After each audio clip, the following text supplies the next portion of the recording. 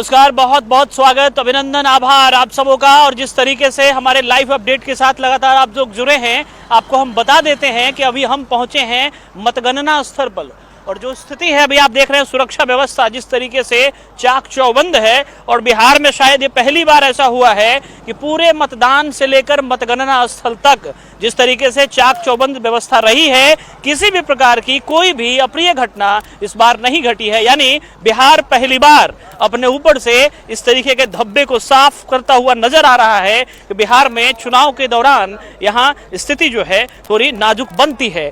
सबसे बड़ी बात करें तो लाइव अपडेट्स की बात करें, हमारे साथ जो है बीजेपी के एक पप्पू जी यहाँ हैं। क्या स्थिति लग रहा है और एग्जिट पोल जिस तरीके से आ रहा था उसको लेकर? देखिए, एग्जिट पोल में जो हवा पानी बनाते हैं लोग, उसका वास्तविक सोच ये होता है अपनी बात रखे।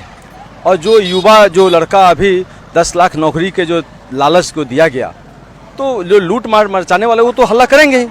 लेकिन वास्तविक में एनडीए के जो हैं वो अब लोग बड़ी सभ्यतापूर्वक अपने शांति से रहे हैं। तेजस्वी हमेशा ये दावा करते रहे हैं कि वो जो लालू प्रसाद यादव के ऊपर जो जंगल राज का आरोप था उसको वो हमेशा अलग करने में सफल रहेंगे। क्या कहना है आपको? किसी कीमत पे नहीं, सियरा वही बा, पोछिया रगैले बा। इसका आने वाले समय में अभी आपको तुरंत महसूस हो जाएगा इस पर्व में कितने अब व्यवसायी पर्व कर पाएंगे कि नहीं कर पाएंगे। अब पलायन चालू हो जाएगा, आज के बाद से यही होना है सच्चाई। तो समझ सकते हैं आप कि बिहार में जो है रोजगार की एक तरफ बात कर रहे थे तेजस्वी यादव, और एग्जिट पोल में भी लगातार ये दिखाया जा रहा था कि जो सीट है वो महागठबंधन के पक्ष में 160 161 तक बताया गया था। लेकिन जब नतीजों की बारी आई, जब नतीजे का दिन आया, जब उस भोर की शुरुआत हुई, जिस भोर में कहीं ना कहीं वास्तविक परिणाम नजर आते गए, तो स्थिति बिल्कुल बदलती चली गई। और परिणाम ऐसा हुआ कि 125 से 130 पर लगातार एनडीए जो है अपनी बढ़त बनाए हुए है। और स्थिति ऐसा है कि 100 सीट मतलब 100 से 105 के बीच में जो है महागठबंधन सिमटता हुआ नजर आ रहा है बढ़त के हिसाब से। आप अगर अन्य की बात करेंगे जो खासकर निर्दलीय हैं, तो निर्दलियों की संख्या जो है टोटल वो 10 के आसपास है। अब इस पूरे नतीजों को आप अगर गौर करें तो इससे यही परिणाम निकलता है कि महागठबंधन जो है एक बार फिर से अपने आप को बचाने में क्या वाकई कामयाब हो जाएगा, यही सवाल सबके मन में है। और कम से कम अभी फिलहाल जो रुझान आ रहे हैं उससे तो स्थिति ऐसी ही लग रही है। फिलहाल मुजफ्फरपुर की जो स्थिति है आपको हम बता देते हैं। मुजफ्फरपुर नगर से कांग्रेस के विजेंद्र चौधरी 4804 वोट यानी करीब करीब 5000 वोटों से सुरेश शर्मा से आगे चल रहे हैं। अब समझ सकते हैं आप। और ये 12वें राउंड तक के गिनती की बात हम कर रहे हैं। और राजद के अनिल सहनी 4500 वोट से आगे हैं। केदार गुप्ता बीजेपी के वो पीछे चल रहे हैं अभी, जो लगातार सुबह से आगे चल रहे थे। अगर बोचहा की बात करें तो वीआईपी से मतलब जो एनडीए के समर्थन जो दल है उससे वीआईपी से वो मुसाफिर पासवान 8500 यानी 8500 वोटों से आगे है। रमई राम से 15वां राउंड जो हुआ है उसमें बीजेपी के राम सूरत राय और आई से 8500 वोट से आगे हैं महागठबंधन के आफ्ताब आलम से।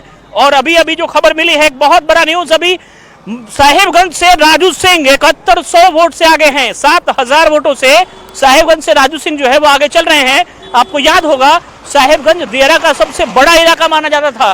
राजू सिंह वहां से पहले विधायक भी थे और बहुत हद तक स्थिति को नियंत्रण में किया था। यहाँ के मौजूदा विधायक रामविचार राय थे और उस क्षेत्र से 7100 वोटों से आगे हैं। एक बार फिर से अगर देखें तो रिक्शे पर आपको फूल माला नजर आ रहा होगा। अब सवाल यह है कि जहां तक जो भी पार्टियां थी लड्डू के ऑर्डर तक नहीं दिए थे, और स्थिति अब ऐसी बनती जा रही है कि फूल माला जो है वो रिक्शे पर आ रहा है। तो अब कहीं ना कहीं रुझान, चूंकि अब का जो समय है वो 1:30 बज चुका है। और 1:30 बजे मतलब हमने आपको पहले भी बताया था कि 1 बजे के बाद की जो स्थिति होगी वो स्थिति कुछ निर्णायक हो सकती है। और 2 बजते बजते तस्वीर लगभग साफ होती चली जाएगी। 3 बजे ये तय हो जाएगा कि बिहार में आखिर कौन राज करेगा, और 4 बजे शायद कुछ कहने को बचा ना हो, सब कुछ स्पष्ट हो जाए। ये पूरी तरह से मैंने आपको बताया था और लगभग वही चीजें यहाँ पे दिखाई दे रही है। लोगों का जो जमावड़ा है, जो भीड़ भाड़ आपको दिखाई दे रहा है, यह भीड़ भाड़ कम से कम यही स्पष्ट कर रहा है। एक तरफ तो उधर रिक्शे पे फूल दिखाई दे रहा होगा, उस तरफ दिखाएं। ओम प्रकाश जी जरा उधर दिखाइए। देखिए किस तरीके से माला जो है उसका इंतजाम कर लिया गया है। मतलब ये कि इनके जो खासकर जो उम्मीदवार हैं, कहीं ना कहीं लोगों को जो खासकर जो इनके पक्षधर हैं, जो लोग इनके समर्थक हैं, उनको ये लगने लगा है कि अब जो है इनके नेता चुनाव जीतने वाले हैं। तो अब फूल माला का जो है पूरी तरह इंतजाम कर लिया गया है। और पूरा इंतजाम करने के बाद की स्थिति ऐसी है जिससे आपको हम हमेशा रूबरू कराने लगेंगे। कांटी की स्थिति जो है उसके अकॉर्डिंग कांटी, चूंकि अजीत कुमार लगातार आगे चल रहे हैं वहां से, और स्थिति ऐसी है कि कांटी के अलावा मीनापुर एक और ऐसा क्षेत्र है जहां पे मीनापुर से राजद के विधायक, जो मौजूदा विधायक थे मुन्ना यादव, वो लगातार आगे चल रहे हैं। तो स्थिति ऐसी है और आगे और भी अपडेट हम आपको कराते रहेंगे। बने रहिए, जुड़े रहिए हमारे साथ न्यूज एक्सप्रेस इंडिया पे। नमस्कार।